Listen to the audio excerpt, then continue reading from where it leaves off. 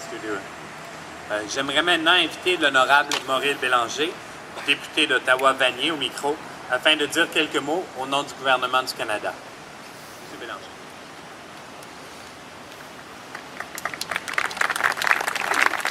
Merci bien.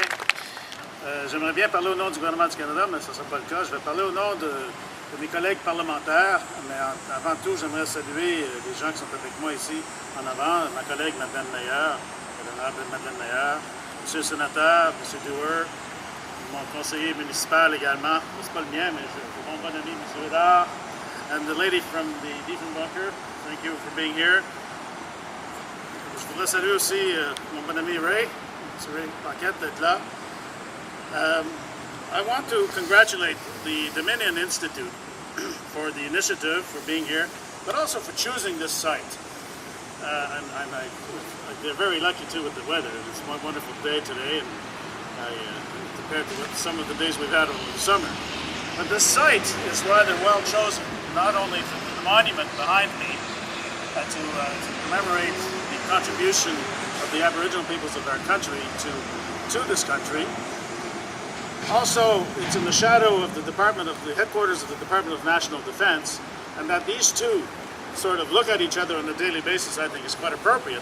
But also, this place is called Confederation Park, and Confederation for us Canadians essentially means what we are. It means our country. It means what we've built for ourselves over the last 142 years. It means a beacon to the world of hope, of freedom, of peace, of respect, of rule of law, and therefore the choice of location, I don't think could have been any better. So congratulations on that. I remember as a young man reading a phrase which went like this: you can have peace and you can have freedom, but don't count on having both at the same time too often. And I've thought about that throughout my life, and I come back to that phrase, that sentence, time and again, because of the depth of knowledge it conveyed, the depth of understanding of human nature. And in this country, although we do value peace, first we chose freedom. And every day, when I walk into Center Block, and I walk into my office, and this building represents essentially the democracy of our country, the place where we exercise this freedom and the responsibilities that flows from it. I remember those who have sacrificed their life and who have gone to war and come back to preserve the freedom which allows us to enjoy the life that we enjoy in this country. I hadn't really fathomed it until I got to be a member of Parliament, and then got involved in debates on deciding whether we should be sending troops, people, sons and daughters of Canadians, to war situations. And then when I got into cabinet and Associate Minister of Defense, I got even closer to the real dilemma that is posed to us when we are confronted with evil, with those who would take away our freedom, impose their will by force to fight that, and the consequence to those who are sent to do that.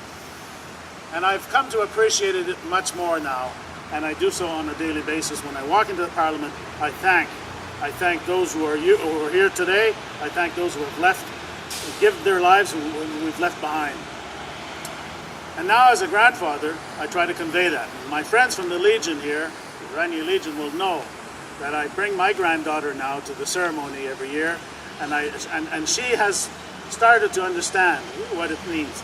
Le sacrifice de nos vétérans, ceux qui ont laissé leur vie, ceux qui sont venus avec des cicatrices psychologiques, physiques, avec des pertes d'amitié, avec des blessures qui ne peuvent pas guérir, ma petite fille commence à l'apprécier également. Et ça fait partie de mon devoir, ça fait partie de tous notre devoir. Ça.